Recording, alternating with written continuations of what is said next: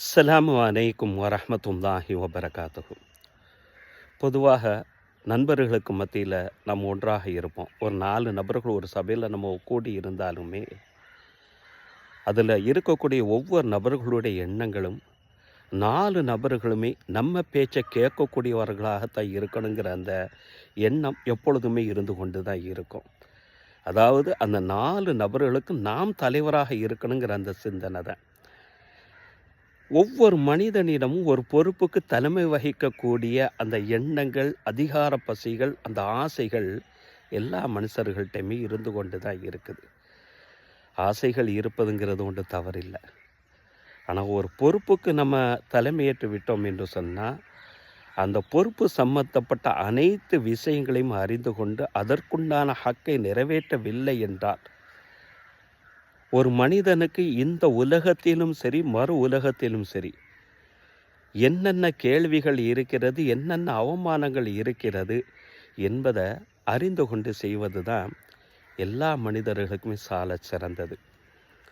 நபித்தோழர் மஅக்கல் இப்னு யஸார் ரலியல்லாஹு தஆலா அன்ஹு அவர்கள் ஒரு ஹதீஸ் அறிவிப்பாங்க. அந்த ஹதீஸு சஹீஹுல் புகாரி முஸ்லீமில் அந்த ஹதீஸு பதிவு செய்யப்பட்டிருக்கு.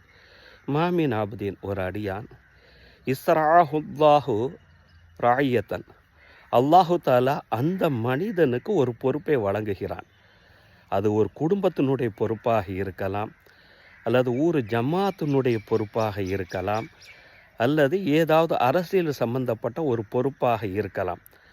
அந்த பொறுப்பை வழங்கப்பட்டதற்கு பின்னாலும் ஃபலம் யஹத்துஹா பி நசீஹத்தி, அந்த பொறுப்பை விட்டு கவனம் சிதறக்கூடிய நேரத்தில் வரக்கூடிய அந்த உபதேசத்தை கூட புறந்தள்ளக்கூடிய அந்த நபர் சொர்க்கத்தினுடைய வாடையை கூட நுகர மாட்டார்கள் என்றார்கள் நபிகள் நாயகம் ஸல்லல்லாஹு அலைஹி வஸல்லம் அவர்கள். இதே சஹீஹுல் ஜாமியில் இந்த ஹதீஸில் எக்ஸ்ட்ரா ஒரு வார்த்தை பதிவு செய்யப்பட்டிருக்கும்.